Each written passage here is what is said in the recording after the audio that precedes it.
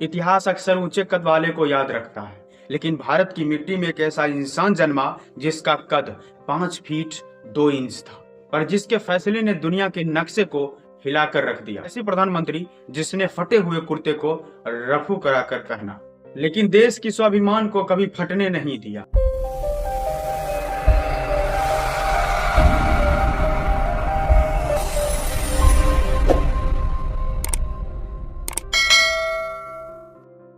आज की इस विशेष डॉक्यूमेंट्री में हम बात करेंगे भारत के नन्हे शेर लाल बहादुर शास्त्री की, बचपन की गरीबी से लेकर ताशकंद की उस रहस्यमय रात तक जिसका सच आज भी फाइलों में बंद है। 2 अक्टूबर 1904 उत्तर प्रदेश का मुगल शहर शारदा प्रसाद और राम दुलारी देवी के घर नन्हे का जन्म हुआ। पिता शिक्षक थे, लेकिन नन्हे जब 1.5 साल के थे पिता का देहांत हो गया। गरीबी ऐसी थी कि सिर छुपाने के लिए ननिहाल का सहारा लेना। दोस्तों, स्कूल जाने के लिए नाव वाले को देने के लिए आधा आना पैसा नहीं था। स्वाभिमानी इतने कि किसी से मांगना मंजूर नहीं था। कड़ाके की ठंड में बास्ता सिर पर रखकर नन्हे गंगा नदी तैरकर पार किया करते थे। शास्त्री जी सिर्फ 16 साल के थे तब गांधी जी के आह्वान पर स्कूल छोड़कर आजादी की लड़ाई में कूद पड़े।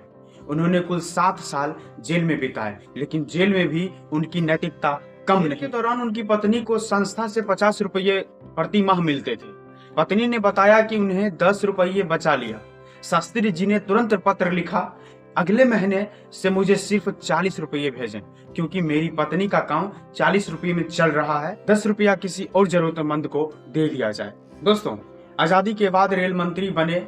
1956 में तमिलनाडु में एक बहुत बड़ी ट्रेन दुर्घटना हुई। शास्त्री जी इतने दुखी हुए कि उन्होंने अपना इस्तीफा नेहरू जी को दे दिया। नेहरू जी संसद में कहा, मैंने इस्तीफा इसलिए स्वीकार किया क्योंकि यह भविष्य के लिए एक मिसाल बनेगा, ना कि इसलिए कि शास्त्री जी जिम्मेदार थे। जब वे प्रधानमंत्री बने तो उनकी अलमारी में सिर्फ कुछ जोड़ी धोती कुर्ता थे। उनकी पत्नी ने एक बार उनके फटे कुर्ते को लेकर शिकायत की तो शास्त्री जी ने मुस्कुराकर कहा, देश में करोड़ों लोग ऐसे हैं जिसके पास पहनने के पूरा कपड़ा नहीं, मैं तो फिर भी प्रधानमंत्री हूं। दोस्तों, आपको पता है शास्त्री जी प्रधानमंत्री रहते हुए उन्होंने अपने परिवार के लिए कार खरीदी थी, जिसके लिए उन्होंने बैंक से 5000 रुपये का कर्ज लिए थे। उस कर्ज को उनकी मृत्यु के बाद उनकी पत्नी ने अपनी पेंशन से चुकाई थी। 1964 में नेहरू जी के बाद जब शास्त्री जी ने कमान संभाली तो पाकिस्तान को लगा कि ये छोटा कद का आदमी युद्ध नहीं कर पाएगा। पाकिस्तान ने ऑपरेशन जिब्राल्टर शुरू किया, लेकिन शास्त्री जी ने दुश्मन को चौंका दिया।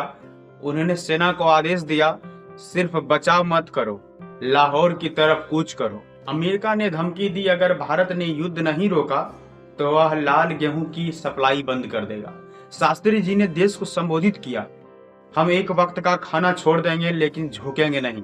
उन्होंने खुद भी अपने बच्चों को एक वक्त भूखा रखा ताकि वे देश का दर्द समझ सके। युद्ध के बाद शांति समझौता के लिए शास्त्री जी सोवियत संघ के ताशकंद गए।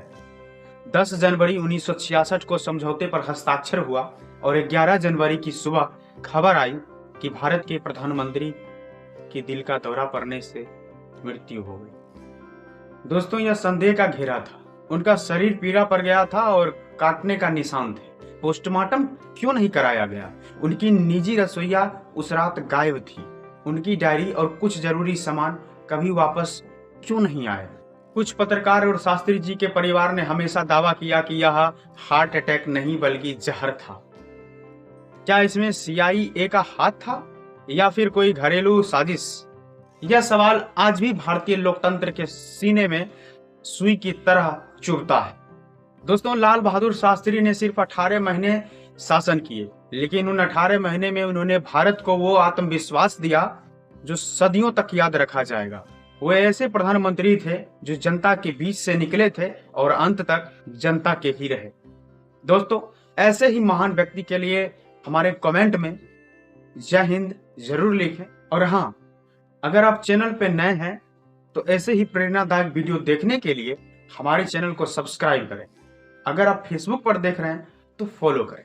मिलते हैं किसी नेक्स्ट वीडियो में किसी दमदार टॉपिक के साथ। तब तक के लिए जय हिंद।